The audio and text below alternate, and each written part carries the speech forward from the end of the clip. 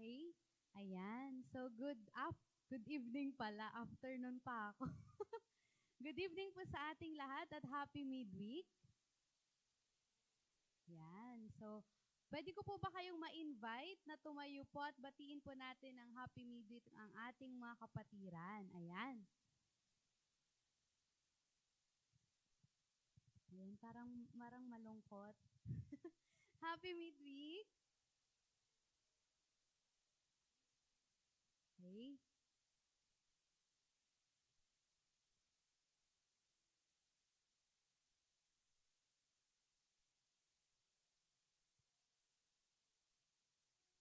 Ayan. So, tayo po ay nasa ika pang ilang araw na po ba ng week of prayer natin tonight?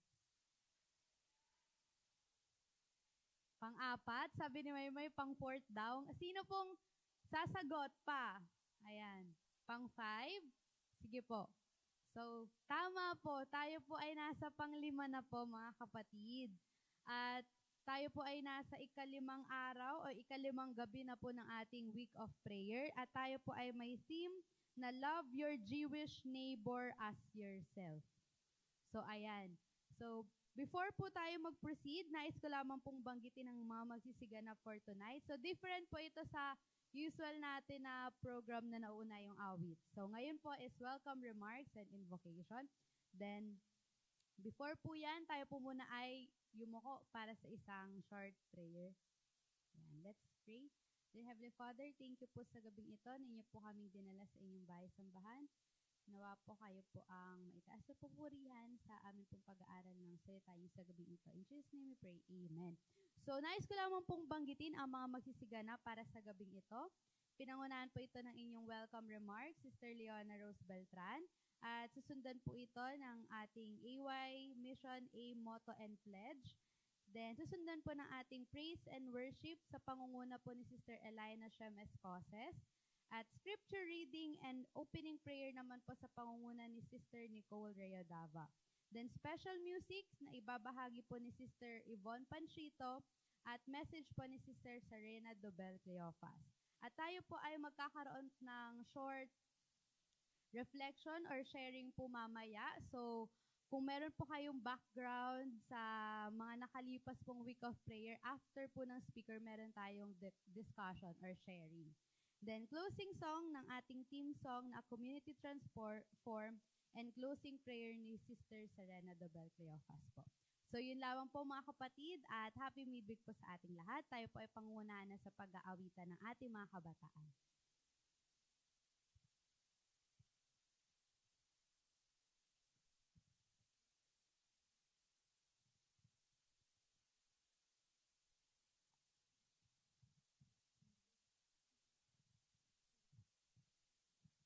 Happy midweek po sa ating lahat. Para po sa ating pag-aawitan ay kantahin po natin ang This is My Father's World in Hymnal 53:5-3.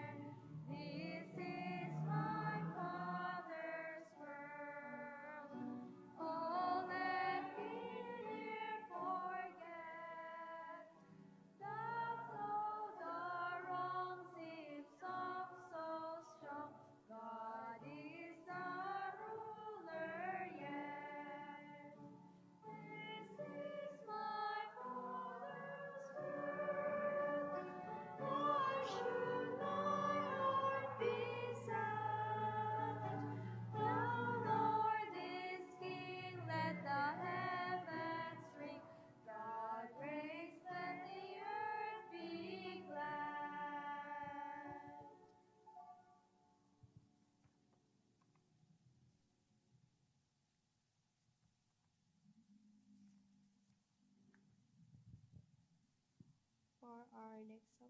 I'll sing of Jesus' Love on Him, 8585.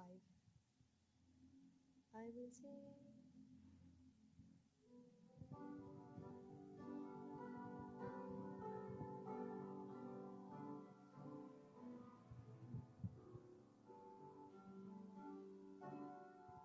I will sing of Jesus' love, sing of me, who first loved me, for He left bright worlds above, and died on Calvary.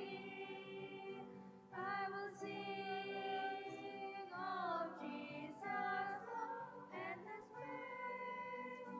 My heart shall give Thee as thanks, that I might live. I will sing His love to me. Oh, the depths of love divine, earth or heaven can never know how the seas as bright as light can be made as white as snow. I will sing of Jesus' love, endless praise. My heart shall give Thee as thanks, that I might live. I will sing His love to me. Nothing good for Him I've done, half a dream. Such love bestow, Lord, I owe. My heart is warm. Help me now, my love to show. I will sing of Jesus' love, endless praise. My heart shall give Thee as thanks, that I might live. I will sing His love to me.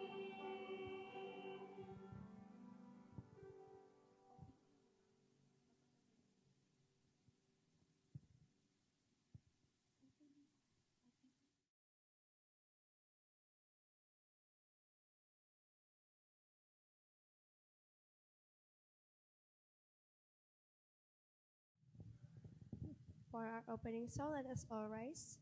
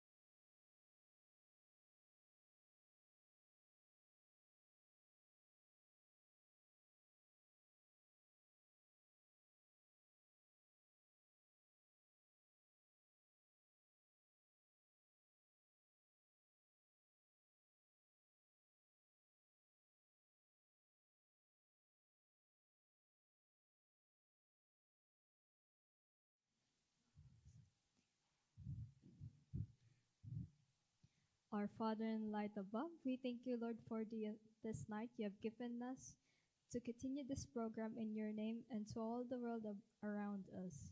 This is all we ask. In your name we pray. Amen.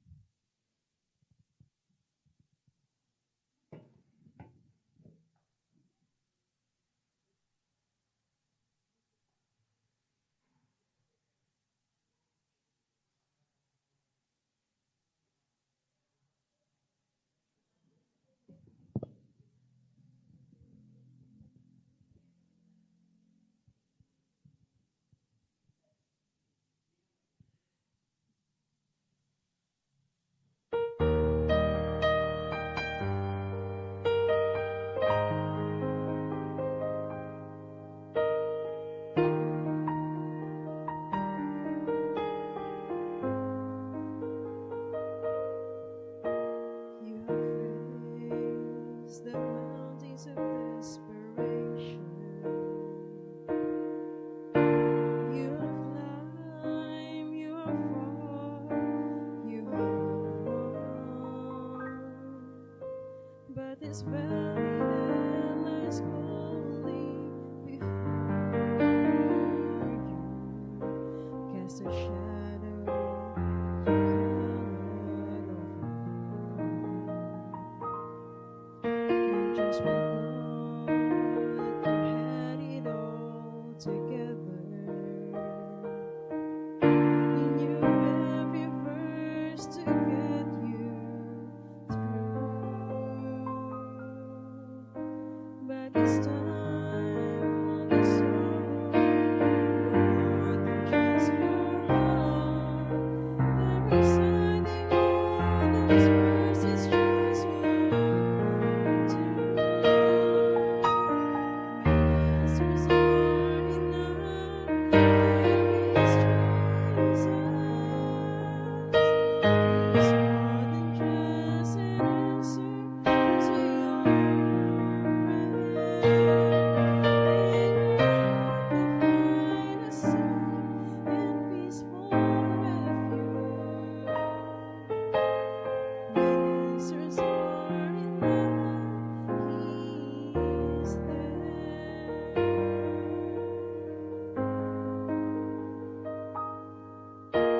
Instead of asking why did it happen, think of where it could lead you from here. And as your pain is slowly easing, you will find a better reason to live your life, carry on what you love to live. When answers aren't enough, there is Jesus. He's more than just an answer to your prayer. In your heart you'll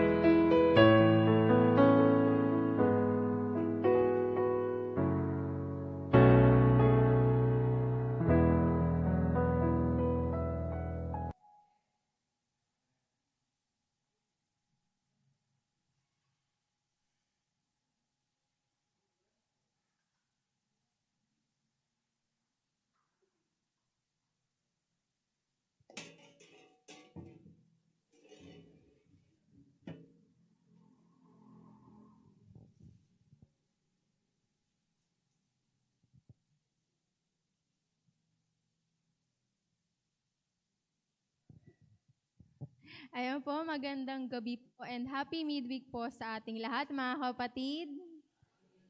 Ayan, so tayo na po ay nasa day 5 ng ating week of prayer. Pero bago po tayo magsimula, tayo po muna ay yumuko at sandaling manalangin. Let us pray po. Dakilang Diyos, ang mga makapangyarihan ka po sa lahat. Salamat Panginoon sa panibagong araw na kung saan kami po ay makakaparinig ng inyo pong salita, Panginoon. Buksan niyo po ang aming puso't isipan, nang sa gayon ay maintindihan po namin ang inyo pong hatid po na mensahe po sa aming lahat. Nawa Lord, ang aming pong mapapakinggan ay hindi lang po namin marinig, pagkus ito po ay maisabuhay namin. Salamat Panginoon sa pagdinig po ng aming panalangin. Sa pangalan ni Jesus, Amen. Ayan po, so tayo po ay nasa Sermon 5 na at ang title po ng ating topic ay Love Your Jewish Neighbor as Yourself. So, to start po, meron po ako isang tanong. How do we treat other people? Paano po ba natin ipinapakita na mahal natin ang ibang tao? Paano po ba natin ipinapakita na tayo po ay nagki-care sa ibang tao? So, bakit nga po ba ang pagmamahal ay napaka-importante? Bakit hindi na lang pwedeng sarili na lang natin ang mahalin natin? Bakit kailangan pa ibang tao? Napakahirap magmahal ng ibang tao, mga kapatid. O iba-iba tayo ng personality, magkakaiba tayo ng characteristics. Pero ito po ang sabi ng Bible. So, hinati ko po ang topic na ito into 4 parts. And ayun po, umpisan ko na po mga kapatid. Tayo po ay matatapos siguro mga 10 p.m. Kasi po ang naihanda ko po ay 8 pages. Pero bibilisan lang po natin. Ayan, so sabi po dito, madali tayo magmahal ng mga taong mabait sa atin. Tama po mga kapatid. Siyempre po, kapag mabait ng isang tao, madali rin natin maisusuklian yun ng kabaitan, ng pagmamahal. Pero paano naman daw po yung mga kapatid natin na nakasakit sa atin? Paano naman daw po yung mga ibang tao na iba ang paniniwala kaysa sa atin? So ito po ang sabi ng Bible. Sabi po ni Apostle John sa 1 John 4:8, whoever does not love does not know God, for God is love. Ito po yung memory verse na shinare ko one time sa aming Vanquishers meeting, sa aming pong mga Pathfinders, sa Adventurers, na i-share ko po ito kasi napakasimple lang po na mensahe ng verse na ito, sapagkat ang Panginoon ay pagmamahal. Simple lang po mga kapatid, kung hindi po tayo marunong magmahal, ay hindi po natin kilala ang Panginoon. Hindi po natin siya nare-reflect sa ating mga buhay. Sapagkat ang kahulugan po nito ay ang Panginoon ang pag-ibig. Kaya po sinasabi nating kilala natin ang Panginoon, pero punong-puno tayo ng galit, punong-puno tayo ng sama ng loob, ay ito lamang po ay niloloko lang po natin ang ating mga sarili. Sabihin po natin na, kilala ko ang Panginoon, pero sa ating mga puso, tayo po ay nagtitake ng revenge, tayo po ay nagagalit. Siyempre po, bilang tao, natural po yun sa atin, pero hindi po dapat tayo magpalamon sa kasalanan. Dahil nga po, sabi po ni Apostle John na ang Panginoon po ay pag-ibig. At sumunod po, sabi rin po ni Apostle Paul sa 1 Corinthians 13, verses 1-3, even if I speak in tongues of angels, if I don't have love, I am just a noisy gong. Even if I have great faith, but don't have love, I am nothing. Gusto ko lang po mag-share ng very, very slight. Ayun po, so itong 1 Corinthians 13 ay na-encounter ko po nung Monday, sapagkat nung Monday po, ako po ay nagkaroon ng demonstration teaching sa school. So ito pong 1 Corinthians 13, ito po yung topic na itinuro ko po sa mga estudyante ko. Tapos na-realize ko po mga kapatid na itong buong chapter na ito from verses 1-13 ay napaka-powerful kasi hindi lang niya tinuturuan, hindi lang sinabi ni Apostle Paul na kung ano yung pagmamahal. Hindi lang po niya sinabi na kailangan nating mahalin ang ating mga sarili sapagkat tinuro po niya kung paano natin mahalin ang ibang tao, kung paano tayo mag-care sa ibang tao. So napakaganda po ng buong chapter ng 1 Corinthians 13 sapagkat ito po ay tinuturo niya yung concept of love, yung iba't ibang uri ng pagmamahal, hindi lang sa ating sarili, hindi lang sa Panginoon, kundi pati na rin sa ating neighbor, sa ating kapwa. Ayan, so sabi po rito sa 1 Corinthians 13 na kung tayo man po ay skilled, tayo po ay matalino, marami tayong kayang gawin, pero hindi po natin ito ginagawa ng may pagmamahal. Ito po ay baliwala. So dapat po ang sabi po ng Bible ay lahat po ng ating gagawin, ang kaakibat po nito ay dapat may pagmamahal. Kaya nga po yung team natin, 'di ba, nung mga last year nung GYD is love is a verb. Dahil hindi lang po natin sinasabi na sa isang tao na I love you, hindi lang po natin sinasabi sa isang tao na mahal kita, bagkus ipinapakita po natin sa ating kapwa kung paano tayo magmahal. For example, sa maliliit na bagay, magbibigay tayo ng pagkain, di ba po, nung nag-outreach tayo nung GYD, sapagkat hindi lang natin sinabi sa mga kapatiran natin sa labas na mahal kita, kapatid. Sa tingin niyo po ba, matatanggap nila na ganun-ganun lang? Siyempre po, maintindihan nila kung tayo po ay magbibigay, ay papakita ng pagmamahal sa kanila through giving tracts, books, and foods po. Next. Ayan po, ang sabi is, love is the foundation of our faith. Kung hindi tayo nagmamahal, wala ring kabuluhan ang lahat ng ginagawa natin bilang Kristiyano. So sabi po, bilang tagasunod ni Kristo, tayo ay tinawag upang mahalin hindi lang ang mga madaling mahalin, kundi pati ang mahirap mahalin.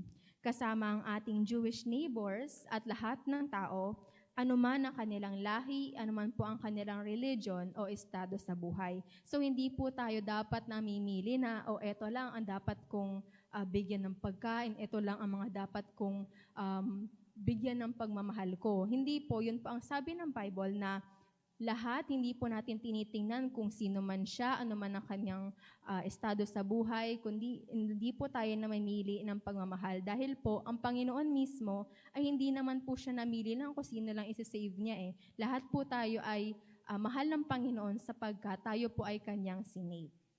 Ayan.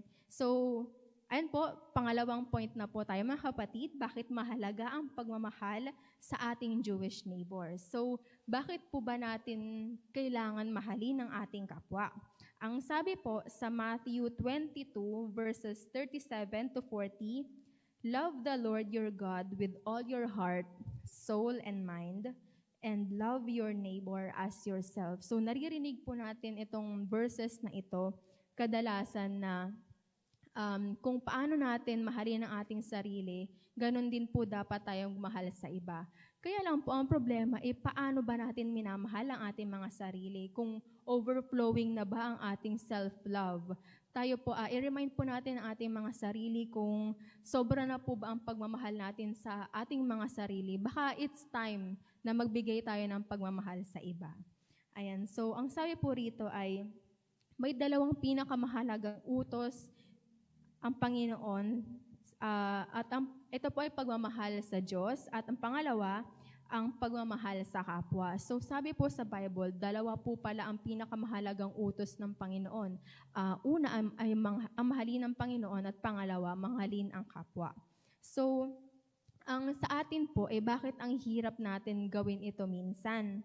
Kasi po, namimili daw po tayo ng mamahalin. Ang daling mahalin ng ating pamilya, ang daling mahalin ng ating mga kaibigan.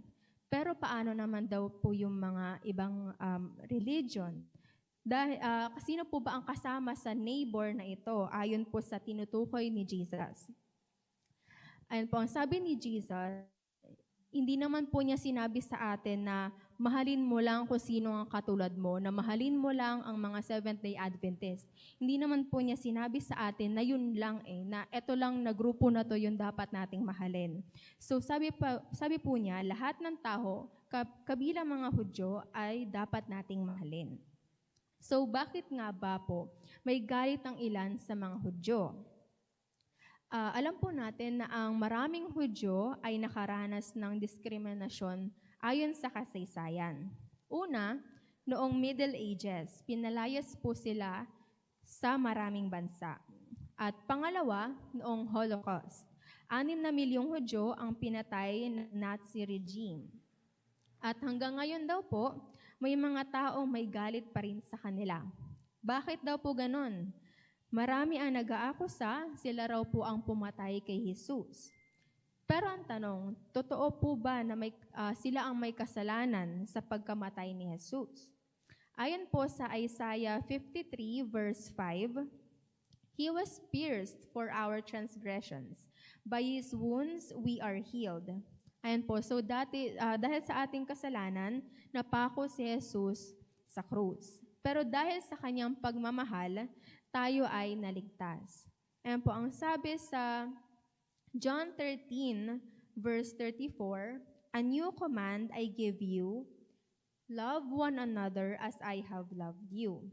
So bilang mga Kristiyano daw po, hindi tayo tinawag para tayo daw po ay manghusga, hindi tayo tinawag para tayo ay magalit sa ating kapwa, at hindi tayo tinawag para magtanim ng sama ng loob sa ibang tao.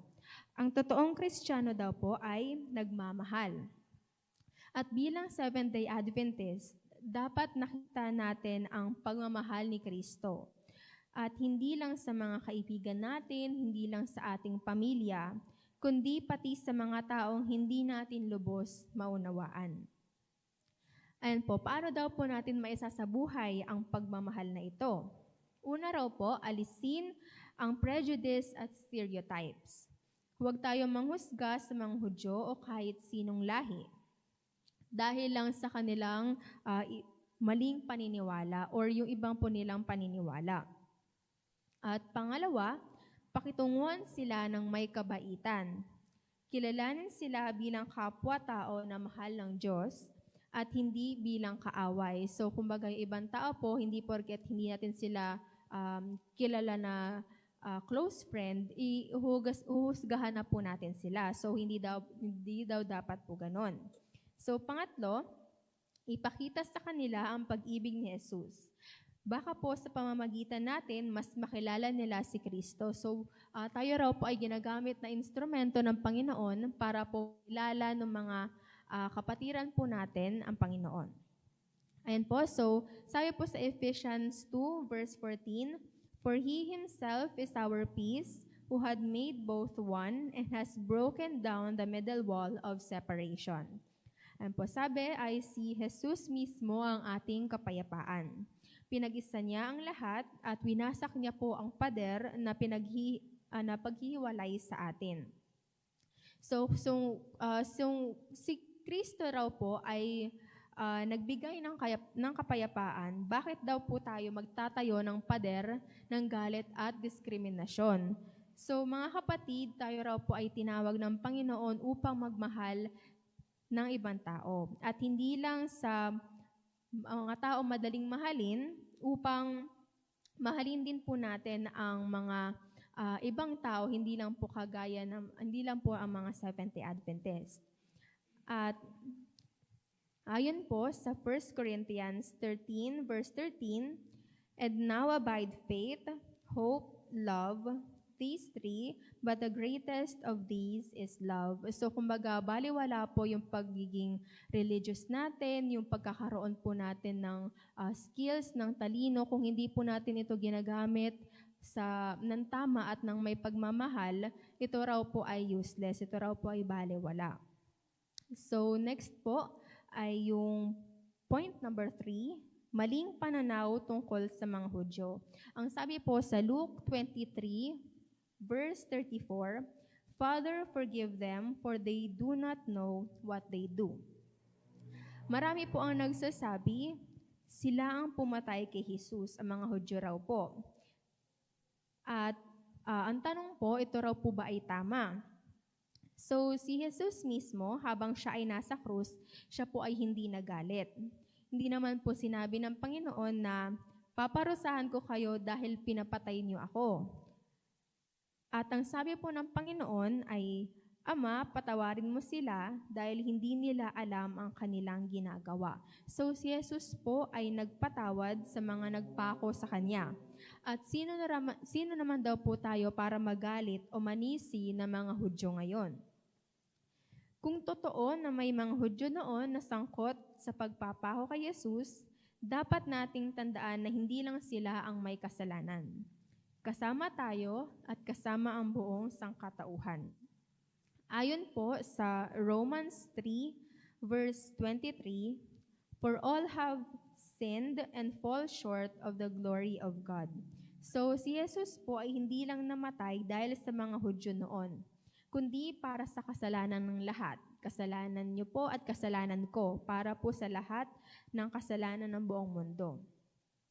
Ang Diyos ay hindi tumalikod sa mga Hudyo. Ayon po sa Romans 11 verses 1 to 2, "Has God cast away His people? Certainly not." Kung minsan, sinasabi ng iba, itinatakwil ng Diyos ang mga Hudyo. Parang sinasabi nilang pinabayaan na ng Diyos ang hindi nila pagtanggap kay Jesus. Ang sabi po ni Apostol Pablo, "Itinakwil ba ng Diyos ang kanyang bayan? Hindi. Ako mismo ay isang Israelita mula sa lahi ni Abraham, mula sa tribo ni Benjamin." So si Pablo po mismo ay isang Hudyo. At ang sabi po niya, hindi tinakwil ng Diyos ang mga Hudyo. Kung ang Diyos mismo ay hindi sila tinanggihan, bakit natin sila ituturing na kaaway ang mga Hudyo raw po? Ayon naman po sa Romans 11 verses 28 to 29, "Concerning the gospel, they, the Jews, are enemies for your sake. But concerning the election, they are beloved for the sake of the fathers. For the gifts and the calling of God are irrevocable."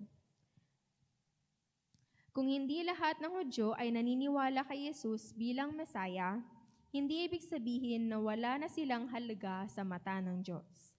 Mahal pa rin sila ng Diyos. Ayan po ang sabi rito. Dahil kapag ang Diyos ang nangako, hindi niya ito binabawi. At ang pangako niya sa Israel ay hindi kailanman mababali. At paano natin sila dapat ituring yung mga Hudyo raw po?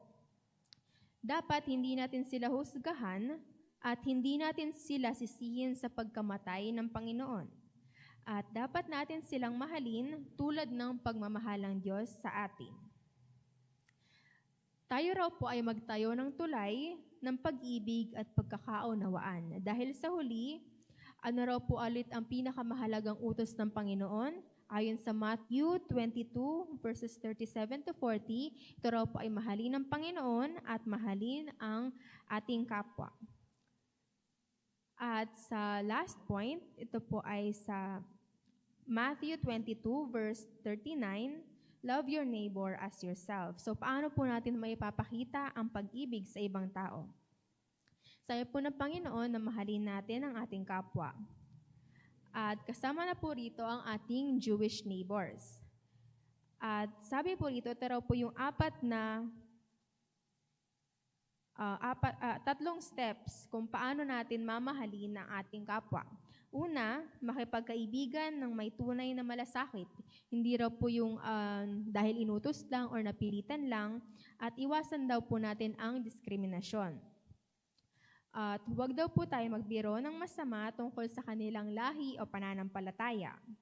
At huwag natin husgahan ang hindi natin lubos na maunawaan. So kapag may mga bago tayong kakilala, ipakita raw po natin na tayo ay isang mabuting tao. Kung paano mamuhay ang isang Seventh-day Adventist, ay ganun din po tayo makitungo sa ibang tao.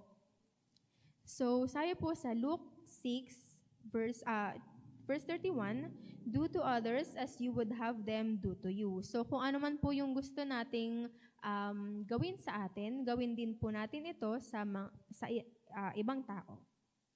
At pangalawa, maging magandang halimbawa bilang Adventista. Ipakita kung sino tayo at hindi lang salita kundi sa gawa. At i-share ang ating paniniwala sa mahinahon at maunawaing paraan. So kung paano po tayo mamuhay bilang isang Adventist, ganun din daw po natin ituro sa kapwa natin kung paano rin sila mamuhay. At alam niyo po ba ang sabi ay hindi raw po pamilyar ang ibang tao kung ano ang Seventh-day Adventist? At kapag sinabi raw po natin na Christian tayo, ang nasabihin, ang madalas po nilang isipin, ito po ay Catholic, ito po ay Protestant or Orthodox. At kapag may pagkakataon daw po na ganito, dapat ipaliwanag natin ang paniniwala natin sa kanila. At kung mas maganda raw po, ipakita natin kung paano tayo mamuhay. Ayan po, sa paanong paraan, sa pagsunod daw po ng Sabat at sa pagkakaroon ng healthy lifestyle. So sabi po sa 1 Corinthians 10:31, so whether you eat or drink or whatever you do, do it all for the glory of God. So kapag nakita po ng ibang tao na maayos yung pamumuhay natin, magiging mas bukas po sila na makilala ang ating pananampalataya. And lastly, pangatlo, maging daluyan ng pagpapala. So paano po ba, ano po ba yung meaning ng daluyan ng pagpapala? Dapat po, hindi lang po ito mga verbally, hindi lang po ito sa mga salita. Dapat po, ito rin po ay kalakip nito ay mga kilos na nagbibigay buhay sa iba. So dapat po dapat tayo magdala ng kapayapaan at pagmamahal tulad ni Jesus. At ayon nga po sa Ephesians 2:14 na si Jesus po ang nagpabagsak ng pader na humahati sa atin. At sabi po rito na ipakita natin ang pagmamahal ng Panginoon sa pamamagitan ng ating mga aksyon. Kaya po mga kapatid, dapat nating hindi sayangin ang pagkakataon ito na maging instrumento tayo ng Panginoon sa ating kapwa. At ang sabi po ay dalawa lang yung choice natin. It's either tayo po ay magiging hadlang sa pag-ibig ng Diyos sa iba o tayo ay magiging tulay ng Kanyang pagmamahal. So ulitin ko po ang Ephesians 2:24 na ang Panginoon ang naghati ng pader sa atin. At ito raw po ay, tayo raw po ay maging daan at hindi paghihiwalay. At magbahal tayo ng walang pinipili, gaya ng pagmamahal ng Panginoon sa atin. Sabi po ay love your Jewish neighbor, love your enemy, love one another just as Christ loved you. So isipin po natin mga kapatid kung ano po ang pipiliin natin sa dalawang choice. Either tayo ay maging hadlang o tayo ay isang maging tulay. Yun lamang po at maganda gabi po sa ating lahat.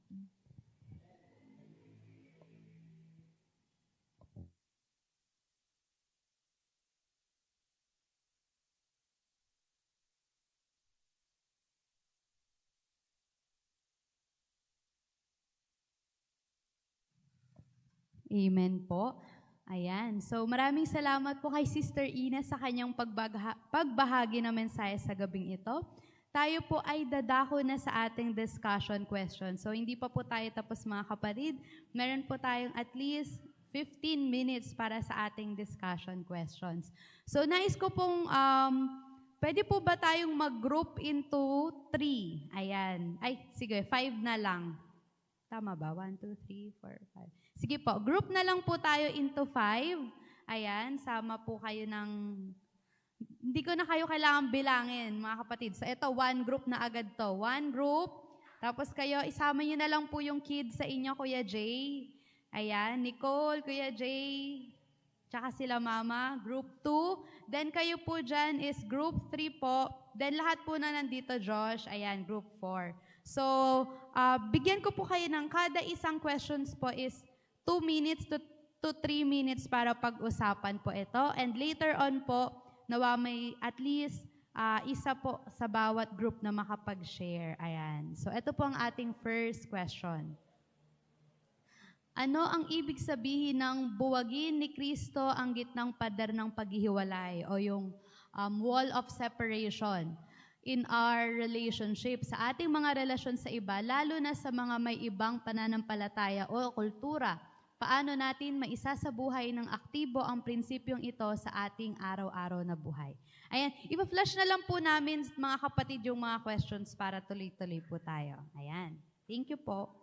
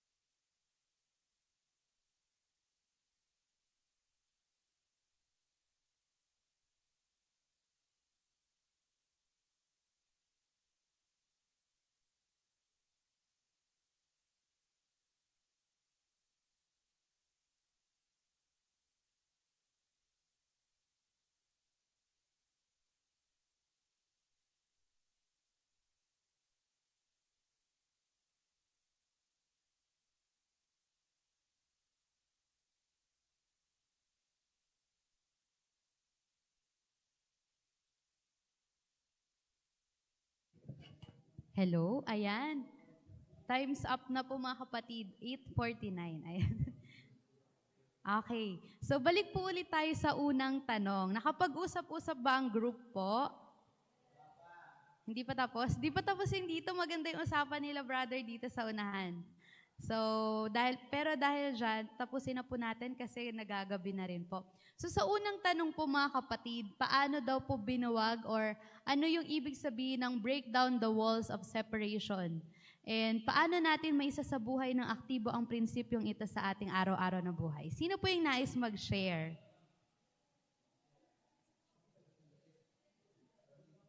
Sige po. Okay, mag-share daw po si Gladys. Okay. Ito po yung mic. Lahat daw po na mag-share para kita sa ating record sa live. Lipat mo na lang yung camera. I mean yung...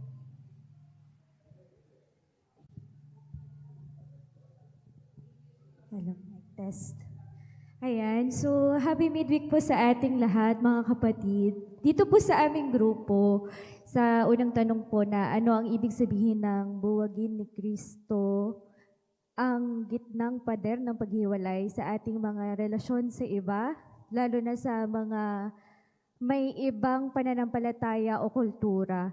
So sa amin pong napag-usapan, napakahalaga po na sa ating relasyon sa ibang tao na merong ibang paniniwala o pananampalataya katulad ng mga Muslim o madalas mga Katoliko po yung nakakasalamuhan natin na merong mga rebulto. Kapag sila po ay nagsisimba, ay magkaroon po tayo ng respeto sa kanilang paniniwala. At pahalagahan po natin yung pagkakaroon ng koneksyon sa kanila na meron po tayong parang magandang pakikisama sa kanila, bagamat po sila ay may ibang paniniwala sa atin. Dahil sa ganun po, mararamdaman po nila na naiintindihan or nauunawaan po natin sila kahit na iba yung kanilang pananampalataya o paniniwala. At sa ganun po ay mas magiging bukas ang kanilang mga puso o isipan para po tanggapin din or makinig din so kung ano yung pananampalataya na meron tayo. At magkakaroon po tayo ng magandang relasyon sa kanila. At sa ganun po ay mawawala yung separation natin sa ibang tao na may iba pong paniniwala. So, yun lamang po.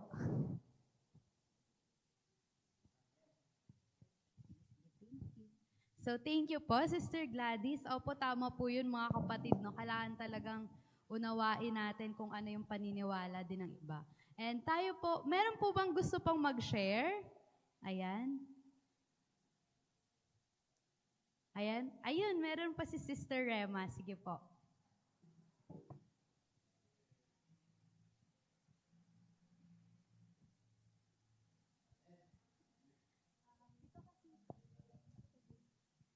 Magandang gabi po sa ating lahat and happy midweek. So yung ibig sabihin po ng buwagin ni Kristo yung gitnang pader ng paghihiwalay. Kasi alam naman po natin ngayon mga kapatid na iba-iba yung mga pinaniniwalaan. Ngayon paano mo maipapakita bilang ikaw na may alam ng pag-ibig ni Kristo, paano mo maipapakita sa kanya yung pag-ibig na hindi siya nasasaktan? Magbibigay po ako ng example mga kapatid. Habang po kami ay nagbabahay-bahay, nilapitan namin yung isang ate.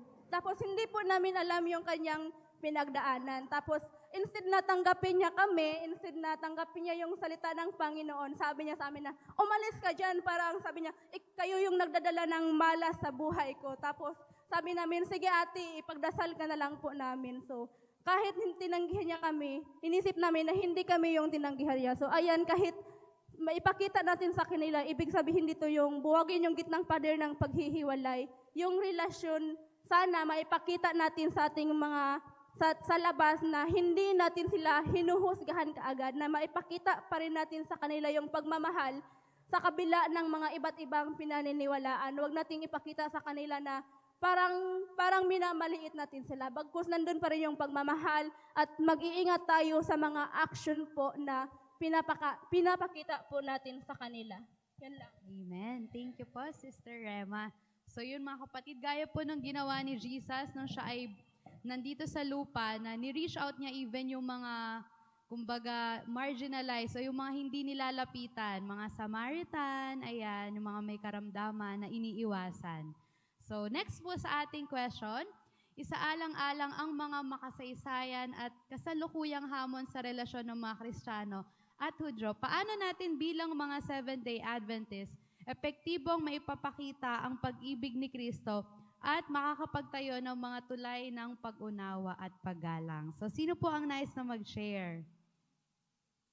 Ayan. Sino po yung nais mag-share sa ating questions po kanina? Sa ating pangalawang tanong, kung paano po natin bilang mga Seventh-day Adventists maipapakita ang pag-ibig ni Jesus Christ sa ating kapwa. Ayan, si Brother Ronald.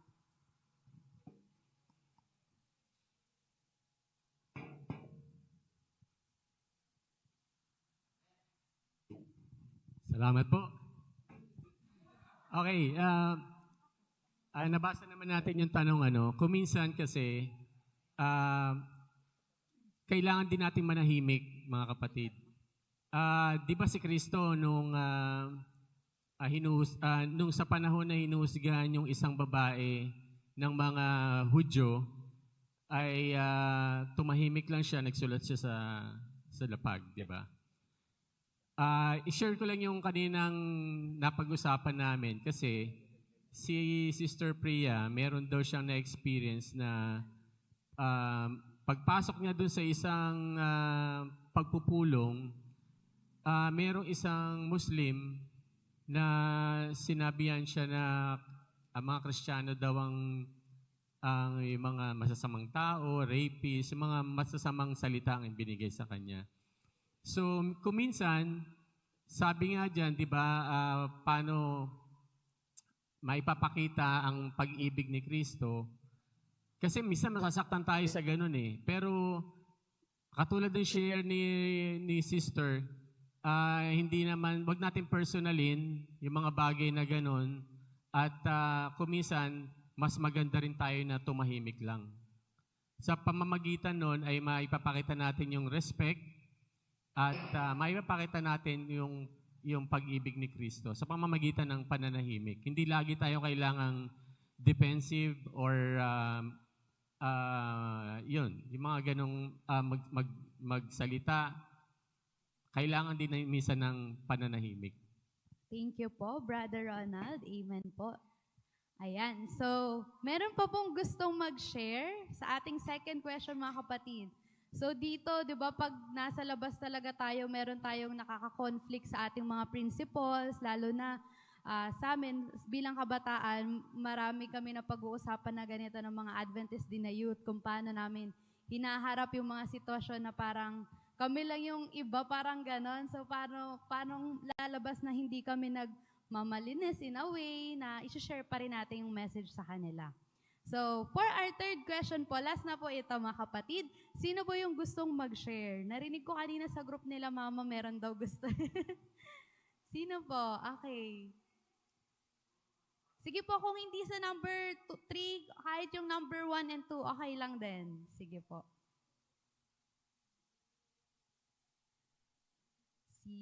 Sino pong gustong mag-share? Tito Gary, gusto niyo pong mag-share?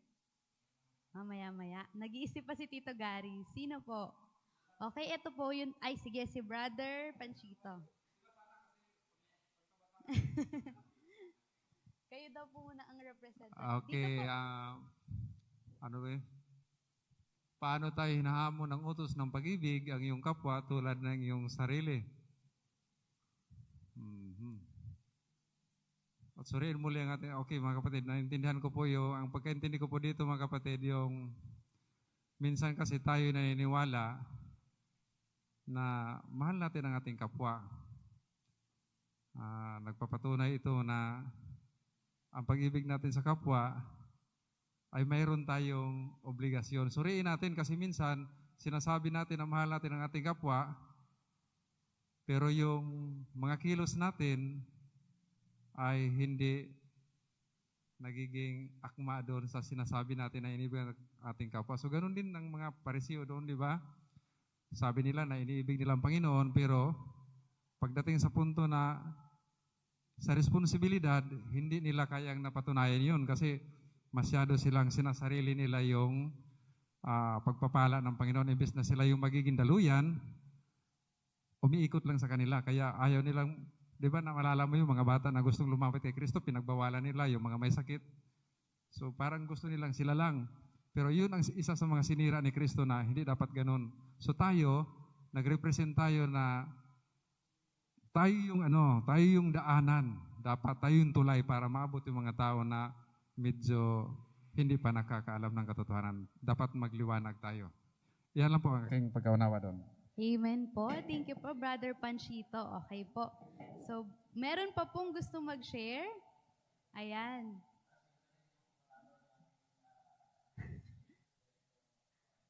Sino po? Ay, si Tito Gary. Tito Gary, mag-share po kayo?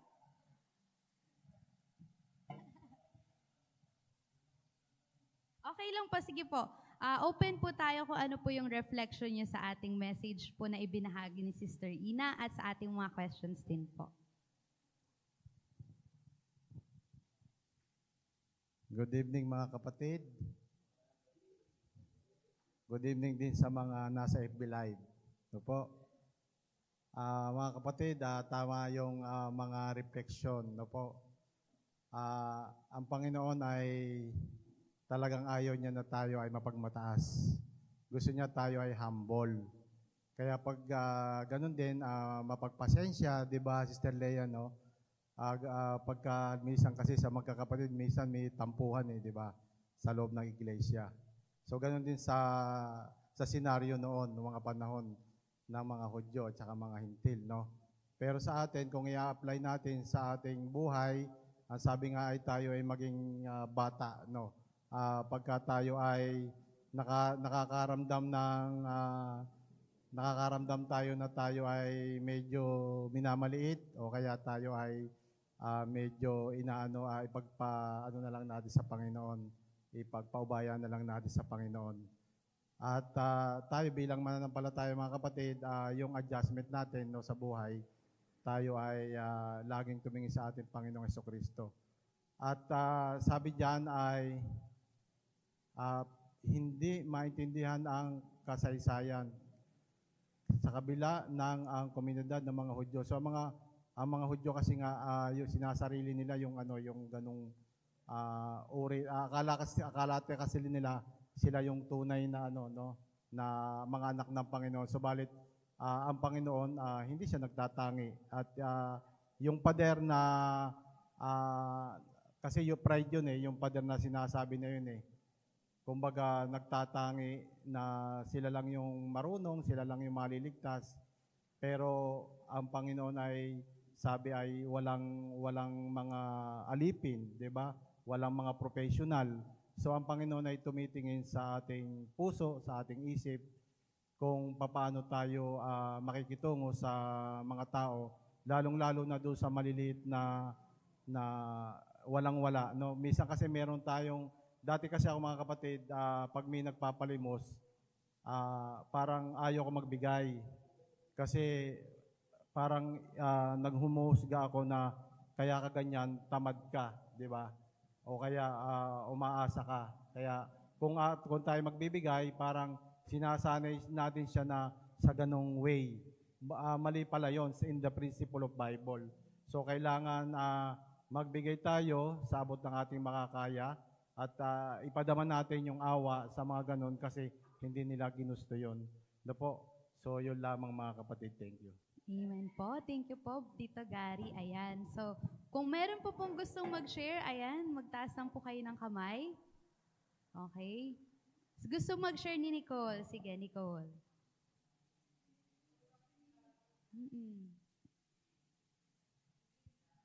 Kahit ano po, okay lang. So, yan po. Masyadong magulo yung pagka-explain ko dito. Dahil dito, how does the command to love your neighbor as yourself challenge yourself or to words and actions toward those historically marginalized or misunderstood including the Jewish community? Yung sinabi po dito, historically marginalized or misunderstood, yung historically marginalized, doon inisip ko po parang yung mga dating mga nangyayari, limbawa, mga colonizations, mga Americans and Black Americans, yun po. Tapos yung kay Hitler, na, pumunta na doon yung isip ko. Dahil po doon, sa mga nangyayari, sa ngayong generation, ngayong sa present time, parang invertedly tayo judgmental sa mga mas itim pa sa atin or parang mas iba yung paningin nila sa atin. Ayun po, parang kailangan lang natin sa aking understanding po to reassess our actions, attitudes, and words. Parang na lang natin sarili natin ipag-humble na lang sarili natin sa kanilang perspectives at tingnan na lang natin ang kanilang view of the world kasi pag pinilit mo lang ang inyong view sa ibang tao, parang pushy ka na or parang sabi mo, ito, maganda to, parang mali yung mo, hindi. Ganon. So, sabi dito, love your neighbors and yourself. Ayun, parang ipagmahal mo lang din at i-understand mo na lang ang kanilang view sa mundong ito. At iyon lang po. Okay, amen. Thank you po, Sister Nicole. Ayan. So, napakaganda po ng message natin tonight. Wait lang. Hello? Ayan, mas malakas ng isang mic eh. Parang palubat na siya. So, love your neighbor as yourself or love your Jewish neighbor as yourself. So, para kasi mga kapatid, di ba, parang ang hirap minsan, pag meron yung in reality po, di ba, ang hirap tignan ng may pag-ibig yung tao na, kunyari, kaaway mo or sabi natin di directly kaaway mo kung kinaiinisan mo or may ginawa siyang hindi ari sa'yo or hindi okay sa principles mo. Di ba? Parang ang hirap siyang tignan kung paano siya tignan ni Christ. Kasi si Christ full of love eh.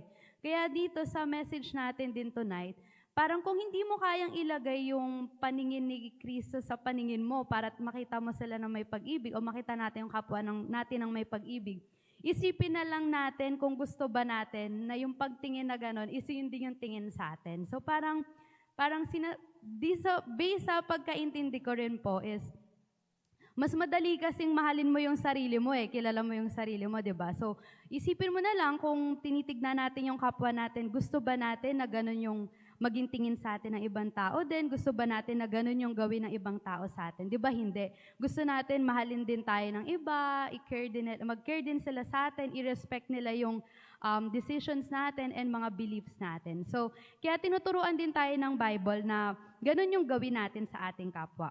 So, meron pa pong gusto mag-share? Ayan, si brother. Sige po.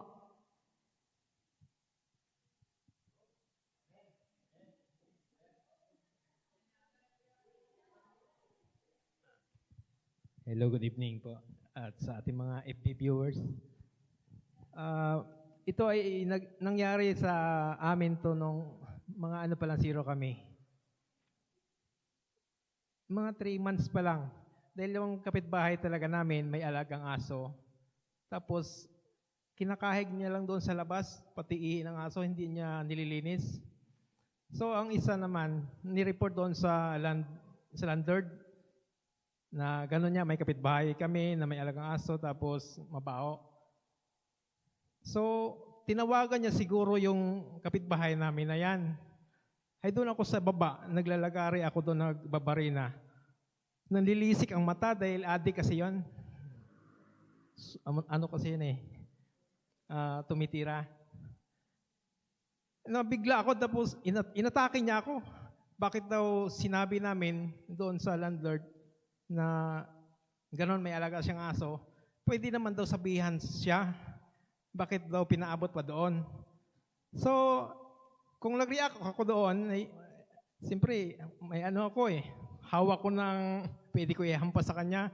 Pero kumalma ako, sabi ko, pag-usapan natin to bro. Ano ba maganda natin gawin para malutas natin ang problema? So, yun, kumalma siya.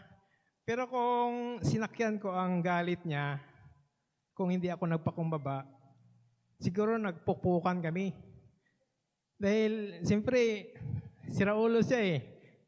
Tapos parang kulang pa siya sa tulog, kagigising niya lang. So yun, kinaumagahan, inayos namin. So sabi ko, bro, bili ka ng simento, ako na lang gagawa. Lagyan natin ng tubo yan, para diretso na lang doon kung maglinis ka para hindi mabaho dito. So naging friend na kami ngayon. Bawat daan niya, pinipikpik niya ako. Pero dati, kung sinakyan ko siguro ang ano niya, ang galit niya, siguro may isa sa amin na ospital o sa kulungan. Yan lang po. So maganda talaga na magpakumbaba at talagang intindihin mo rin ang utak na iyong kapwa dahil hindi kayo parehas ng utak. Dahil kung sakyan mo, talagang hindi magandang mangyayari. Masisira ang buhay mo, sabi ni Digong.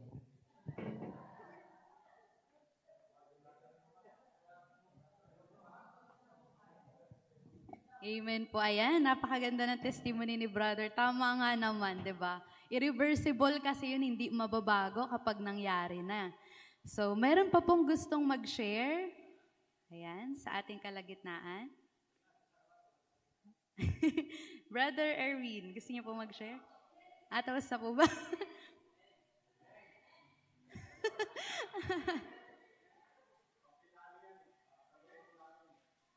Alright, amen. So, doon po sa mga reflection, napakaganda po, no? At doon sa amin nakita nga, ay na-realize ko at naalala ko yung mga nakaraan ko ba. Kaya sinabi ko sa kanila na mabilis lang sabihin, love your neighbor as yourself. Pero in the sense na ikaw na yung sa sitwasyon in real life, it's so very hard to do that. You know why? Hindi lang po isang bisis nangyari sa akin. Kung saan ko pa na ibinigay ko sa Panginoon yung aking buhay, doon pa talaga ako hinahamon talaga ba? Nasusukatin yung patient mo, yung pagpakumbaba mo. Can you imagine, yayain ka na magpatayan kayo, habang ako ay nanggagarden, nilapitan lang ako ng una yung kapatid ko talaga, bago ako nag-Adventist. Kasi yung kapatid ko, kuwan din. Ngayon, sabi niya, naghiwalay sila ng asawa nila. Sa akin niya, kumbaga, pinalabas yung galit niya. Sabi niya, ano ba talaga yung gusto mo? Ganito. Sabi ko, ano mong problema nito? Inintindi ko na lang kasi nakaganon. Pagkagabi, binaril yung bahay ko. Sabi niya dun sa nanay namin, tiya, alam mo yung tiya? Tiyahin. Tawag niya sa nanay namin, tiyahin. Tiyahin, yung anak mo patay na doon. Madaling araw pa, pumunta yung nanay ko, iyak na iyak doon. Nakagising ako. Akala ko patay ka na. Sabi ng kapatid mo, patay ka na. So, napakabuti ng Panginoon kasi during that time nung siya ay nag-wild, nasa likod niya lang ako. Pinag-iisipan ko kung anong gagawin ko sa kanya. Kung ginawa ko, ginantihan ko siya. Una bis, Adventista na ako. Pangalawa, kapatid ko siya. Ganon ang naisip ko. And, nung ako ay nag-missionary na, ako ay mula umaga nag-aral, Bible study, pagka break time sa recess tawag doon sa amin, Bible study, pagkatanghali, Bible study, pagkahapon, Bible study. Then ihatid ko yung mga estudyante na Bible study, student ko kasi halos mga babae. Binaril ako ng isang na right hand ng mayor. Dalawang pagbarilya sa akin hindi pumutok. So, napakabuti ng Panginoon. So, instead na balikan ko yun ng masama, sabi ko, ang taong ito, kailangan niya yung Panginoon. Kasi gumaganon din. Marami doon sa amin. Kahit yung mga pinsan ko, yung tawag doon sa amin, Sitio Marawi, yung lugar namin. Kaya ako ay binago ng Panginoon. Ako na lang yung umintindi sa kanila. And marami pang mga bagay na nangyari sa akin, pero napakabuti ng Panginoon kasi yun nga, sabi ng nanay ko, humahaba yung buhay ng mga, kung sa Bisaya, patalawan ba? Awit. Ano yun sa Tagalog?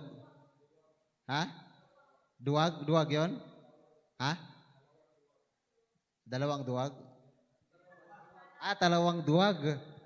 Ganon. Kasi kung nagtatapang-tapangan din ako, baka patay na ako or baka nasa bilangguan ako. Hindi ako hindi ako nakakita ng magagandang tanawin dito sa Dasma. O di ba? So, yun po, napakagandang reflection po sa akin. Hindi ko na sana gustong alalahanin yun. Nakalimutan ko na, forgive ko na. But tonight, ayun, nag-reflect. Pero hindi ko naman kayo sinisisi. Sana po meron tayong natutunan na madali lang natin sabihin yun, pero in real life, elder, no?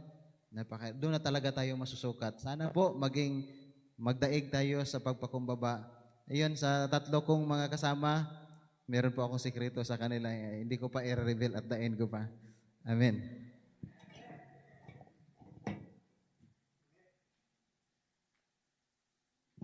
Okay, thank you po. Amen po, Brother Erwin. Thank you po sa lahat na nag-share. And sa mga gusto pa pong mag-share sa mga susunod na gabi, ayan, tayo po ay medyo late na. So magpo-proceed na po tayo sa ating closing song and closing prayer.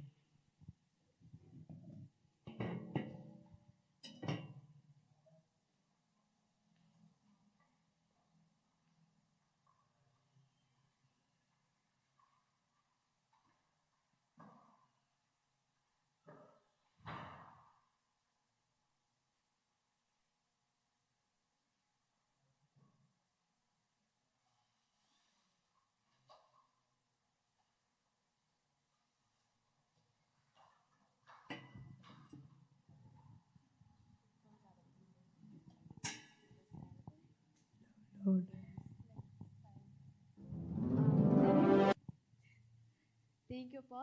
Para po sa pagpapatapos, tayo po ay kantahin po natin ang ating theme song.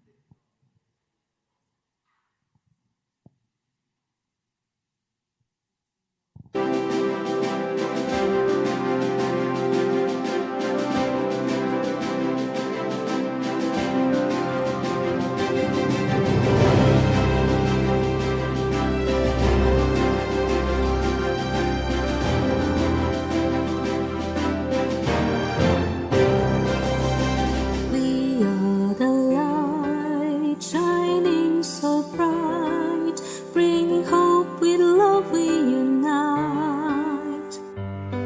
A community transformed, we will rise with faith in our hearts. We reach for the skies. A community transformed, we stand as one, sharing God's love till the work is done. Together we'll build a world that's new, with hearts of compassion. We will make it true.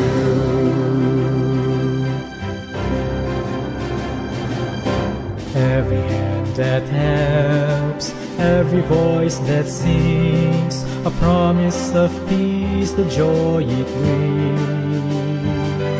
Every corner our message will fly, a community changed, looking up high. A community transformed, we stand as one, sharing God's love till the work is done. Together we'll build a world that's new, with hearts of compassion. We will make it true. We are the youth, the change we will see, the transformed world through you and me. A community transformed, we stand as one, sharing God's love till the work is done.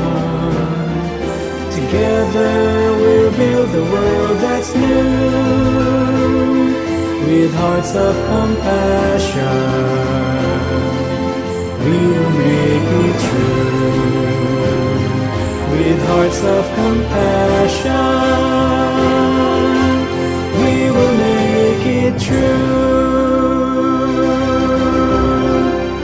We will make it true.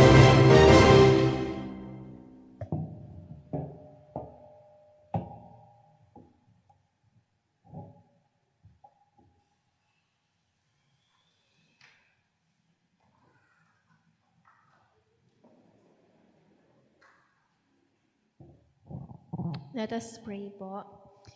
Dakilang Diyos na kayo po na may-ari na aming mga buhay. Salamat Panginoon sa mensahe niyo pong ipinagkaloob sa amin.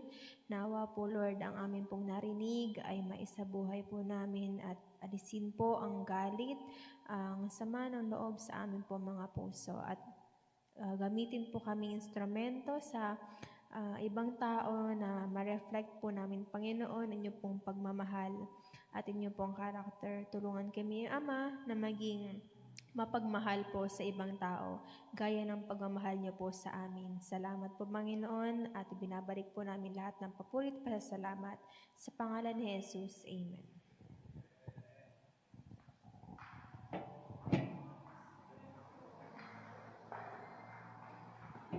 So, thank you po sa lahat ng umaten ng ating 5th day ng Week of Prayer. Ang lakas.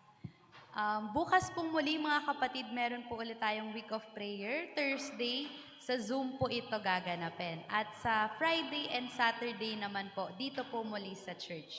So yun lamang po and happy midweek po sa ating lahat. Ingat po kayo sa pag-uwi. At gayon din naman po sa lahat na nanood ng ating live.